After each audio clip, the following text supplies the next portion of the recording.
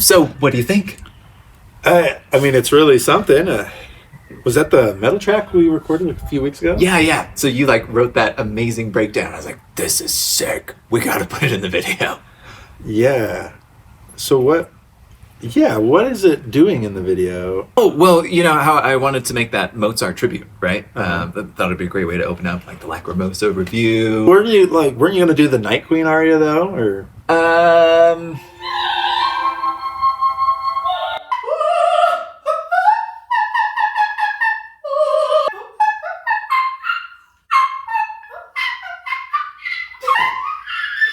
I thought this would be better.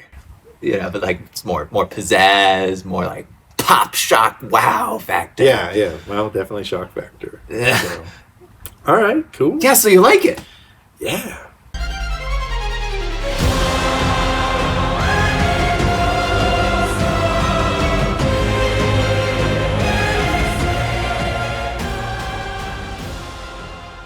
After weeks of agonizing illness, Wolfgang Amadeus Mozart, musical darling of 18th century Europe, has gasped his last breath.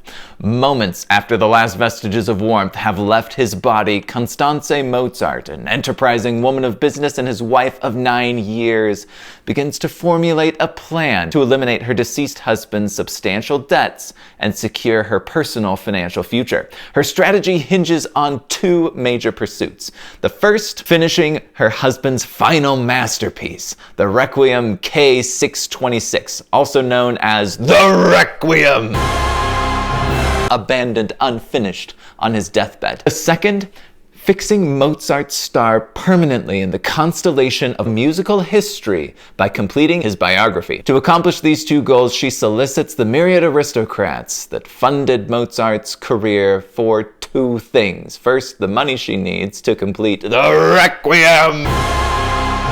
And second, any memories these aristocrats may have had with the great composer.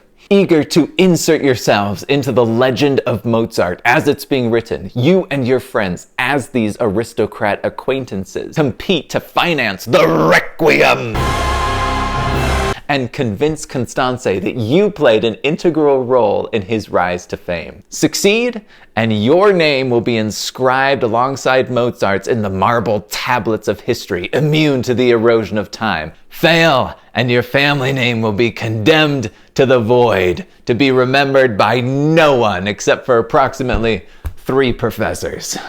And to save your family name from that miserable fate, you'll need to wield the most formidable weapons in your aristocratic arsenal: cards, tokens, and money.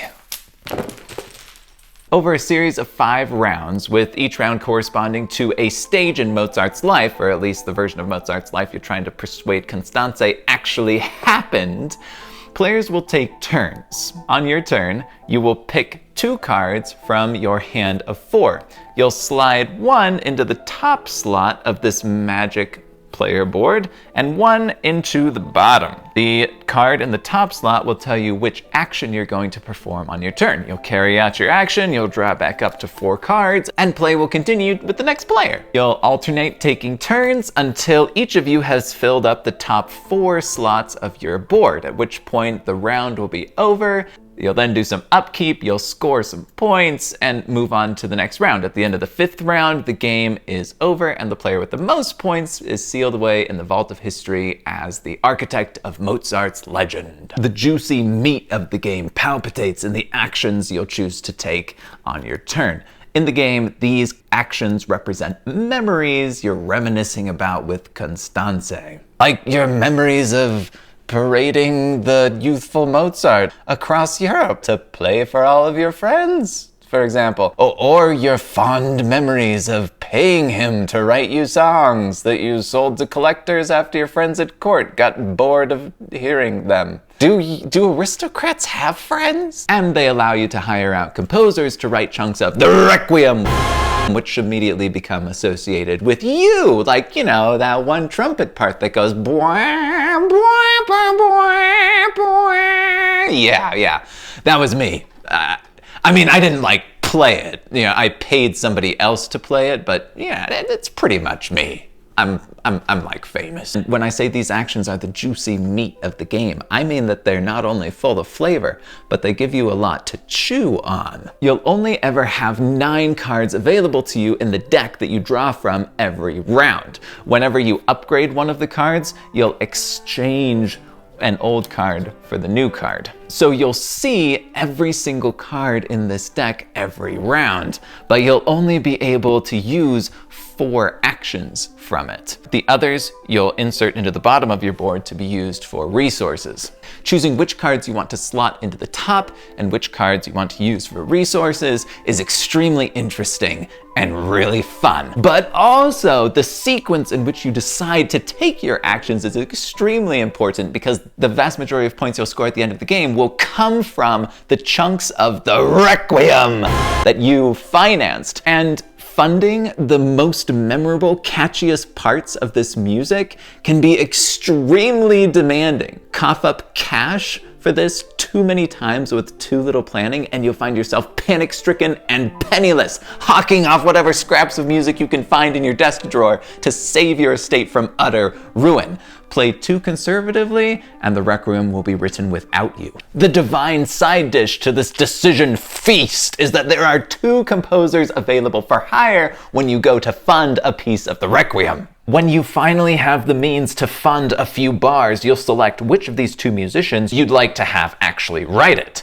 Each will provide you with a different bonus, giving you scoring opportunities during the game. But it gets better. At the end of the game, each section of music will be evaluated to see which composer had a more profound influence on it. If you invested in the composer credited with creating the majority of the section, you scored double or sometimes triple the points of the players who backed the other. This initiates gut-wrenching reversals at the end of the game, so climactic that they feel like the Mozart version of the Red Wedding. In an instant, this rather dry, calculated kind of experience becomes gory, explosive, and riveting. The game's components are lavishly produced. These wooden tokens are a joy to hold. The cardboard ducats are adequate. The art, which takes its cues from work by the 18th century French artist Louis Carmontel, is magnificent and transports the viewer directly to 18th century Europe.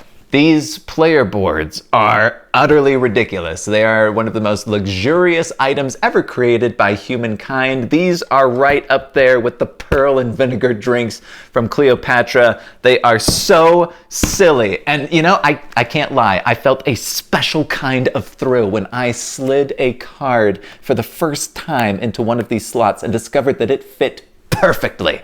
And then this happened. And you know, that special kind of thrill sort of wavered a little bit, but I forgave it. And then it happened again and again and again, and this should not be a thing. It's so hard on your card edges. It prevents you from sleeving your cards because they won't fit in there. At least I haven't been able to find any sleeves that will allow me to fit the cards into the player boards. And it actually adds to the game's runtime, as people will wrestle with these cards for upwards of 1 to 2 minutes, just trying to get them to fit into the slot. I love the idea. Oh, I think it's awesome. But in practice, it's just not excellent. And now we can finally answer the question that you've been thinking about since the start of this review. Where are the fart jokes? Isn't this game supposed to be about Mozart, the guy who said all those bizarre things about to his cousin? Isn't he the guy who wrote this?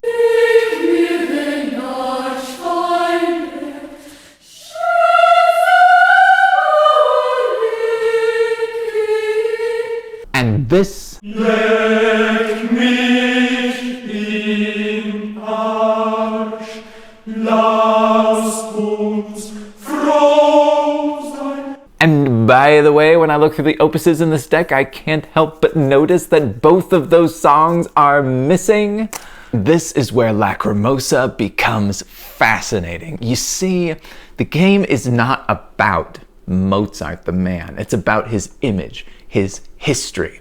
And this, Lacrimosa argues, only encompasses the aspects of his personality and character that directly enhance the reputations, legacies, and histories of the people who attempted to cash in, literally and figuratively, on their connections to him, both real and imagined. Would Mozart's scatological humor negatively affect the way that he's viewed in the public eye? I mean, probably. If he were alive, would he want millions of people reading his personal correspondence with his cousin? I mean, probably not. That's actually the case that George Nissen, his first biographer, made to support his decision to omit all of Mozart's scandalous writings from the biography that he wrote about him. And by the way, George Nissen actually wrote the biography that this game is talking about. He collaborated with Constanze Mozart to write it. He was actually the man that she married after Mozart died. But it's critical to note that by the time his biography came out in 1829,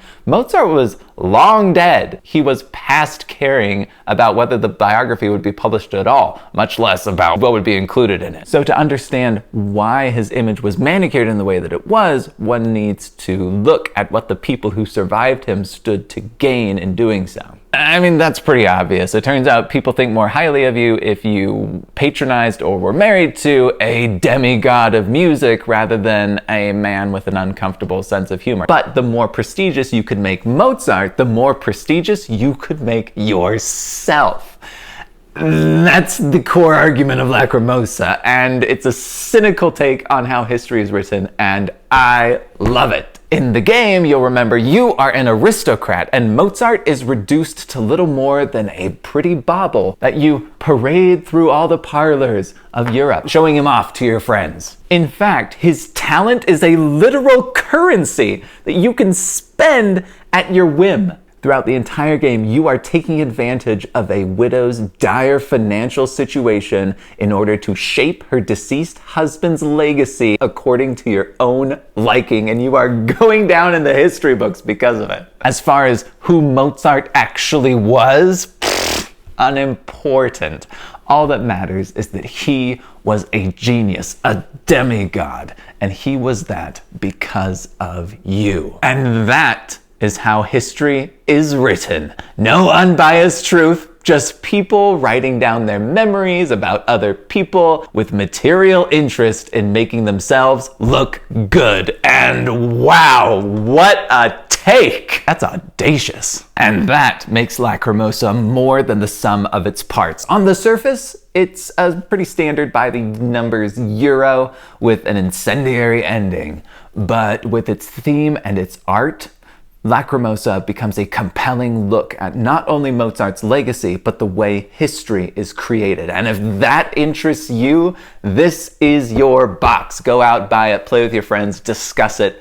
It will be fun. If you're not like me and you're not interested in all of that humanities nonsense, you're just looking for an engaging Euro to enjoy with your friends, Lacrimosa is a good pick for you. 2, it is an elegant design populated with provocative decisions and will keep you and your friends entertained for many a night to come. And that is our review of Lacrimosa. What a game! Thank you for watching, and we'll see you on the next one.